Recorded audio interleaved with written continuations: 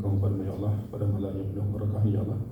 Kami berkumpul ya Allah di sini ya Allah dengan hati-hati yang mulia ya Allah, menyebut nama-Mu ya Allah, memuji nama-Mu ya Allah. Kami mohon pada ya Allah, jadikanlah majlis yang kami anjurkan pada malam ini ya Allah, di antara satu ya Allah, diterima oleh-Mu sebagai ibadah di sisi-Mu ya Allah. Ya Allah, gunalah kepada kami ya Allah, kepada Ibu Rahmat, Datuk Seri Dr.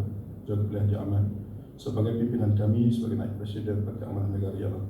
Kurniakanlah kesihatan kepada ya Allah, dan makhluk berpanjangan, panjangkanlah umur ya Allah.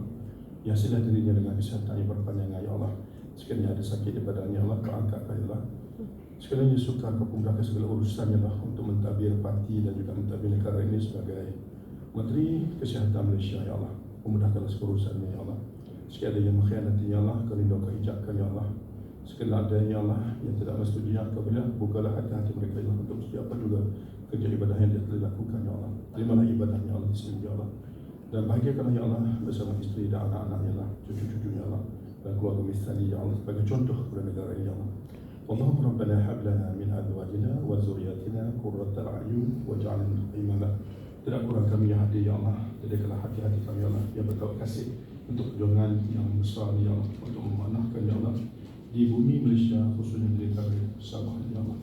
Ya Allah, Tuhan kami mohon ya Allah, angkatlah majlis yang dianjurkan pada malam ini ya, catatan amal soleh di sisi-Mu ya Allah. Allahumma rabbana taqabbal minna salatana tamah wa ighfir lana dzunubana 'amah wa yawma al-qiyamah innaka ala kulli syai'in qadir.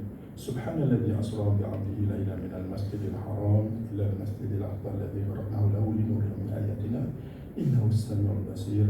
Wallahu a'lam ya Allah. Selamat kami di dunia, selamat kami di akhirat. Jauhkanlah kami daripada azab api-Mu ya Allah. Rabbana atina fid dunya hasanah wa fil akhirati hasanah wa qina adzabannar. Allahumma barik lahum bima razaqtahum wa ighfir lahum warhamhum. Ya Allah, berkatilah mereka di antara rezeki yang telah Kau berikan kepada mereka. Ampunlah mereka, rahmatilah mereka. Rabbana taqabbal minna du'ana innaka antas samiul alim wa tub 'alaina innaka antal rahim. Ya Allah, kabarlah doa kami ya Allah. Sabarkanlah hati-hati kami ya Allah dengan sempurna ya Allah. Sekiranya ada sakit di dalam kami ya Allah, angkatlah sakit itu ya Allah.